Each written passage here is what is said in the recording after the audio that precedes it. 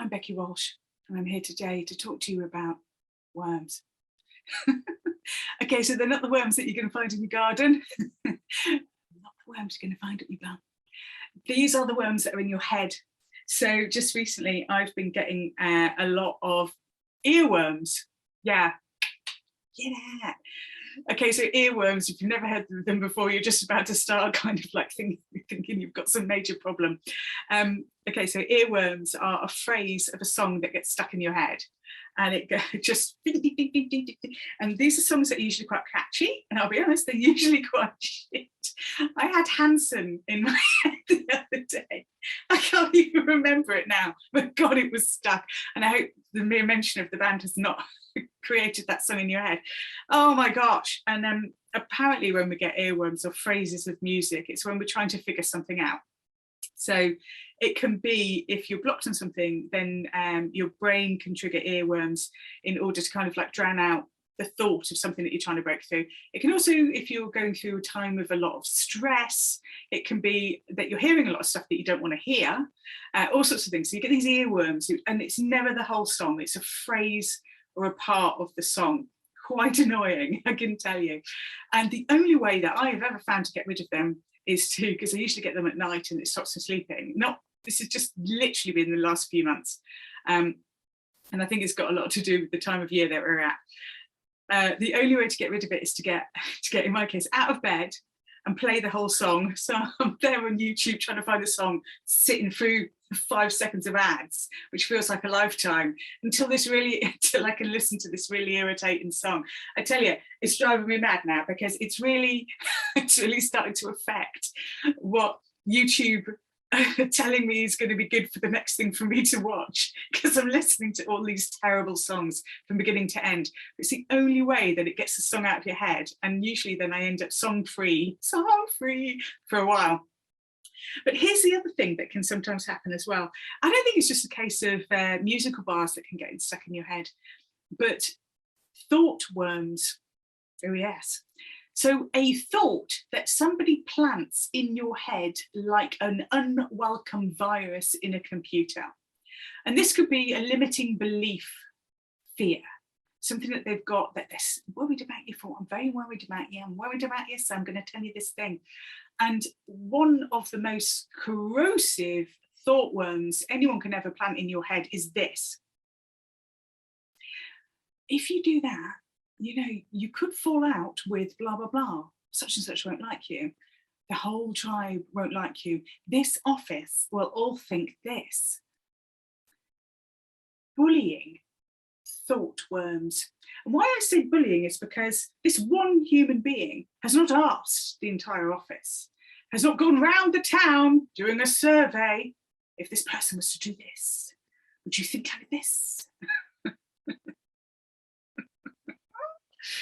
But they will plant fear on you, probably based on something that's happened to them. So it might be that their biggest fear is being disliked by people. Okay, yeah, that's pretty strong. Most of us have that fear. Why do you think social media is a freaking riot, you know? And why do you think that lots of us are, you know, in fear of saying the wrong thing? Cancel culture, all this nonsense is because public shaming is the new public hanging. So we fear saying something that's going to catastrophically make all of the people online hate us. And these thought worms can come at you from many different directions. They can come at you online from a troll. They can, I don't think trolls do that. And they can come at you from all sorts of different directions. They can come at you from your best friend, from someone who loves you dearly, because it's not always a case of them bullying you, but it's a case of them having concern for you. That might be a concern that you don't have for yourself. But what happens is it's like planting a curse. And curses actually, I think, used to work like this. Curses never worked unless the person who was cursed knew that they were cursed. Isn't that bonkers? That's bonkers, because we create and manifest our reality. So we manifest and create. Whether or not you just say you're manifesting and creating is a freaking fact, isn't it? I mean, you know, if I want to make a picture, I'm going to manifest it by drawing something with a pen.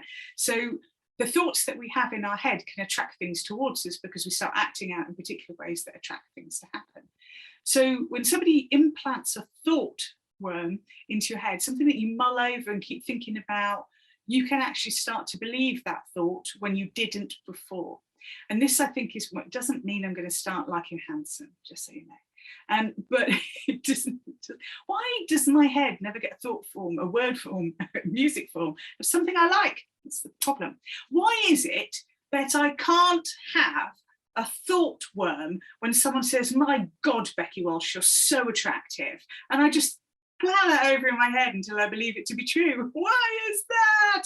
Why can't someone say, "Do you realise you're the most amazing, strongest, most creative, incredible, brilliant person I have ever had the decency to meet"? No, it doesn't get stuck in your head, does it? You go, "Oh, that's nice. I bet they don't really mean it," and it bumps off back out on the other side of your ear hole. But that's because we are programmed to survive. And so we listen out for things that may become a threat. And if somebody else goes, "Watch out over there, there's a massive tiger behind that tree and it wants to eat you," you are going to consider whether or not there was a tiger, or if that person is a little mad. I mean, you might not consider it long in the UK, as we don't have that many tigers. It depends if you're in a zoo. You would consider it, wouldn't you? You'd think about it. And that's why we mull over and get a thought worm in our head over something somebody has said that is their fear that isn't necessarily ours. So, antidote, in the same way that you might like turn on the song and listen to all the way through. Oh, that is now going to be in my head. Oh God! In the same way that you can do that, you can like play another tune to counteract that tune. I would almost say use thought worms that get in your head, dance them out, listen to music, shift perspective, get the words out of your head, don't play that tune. So if somebody says something to you and you're still mulling it over and you know it's not you, put your hand on your heart and say, "What is my truth to this?" Because if your truth is in contradiction to somebody else's truth, put your truth as being the loudest tune inside of your head. Get the heck on with your day or your night's sleep.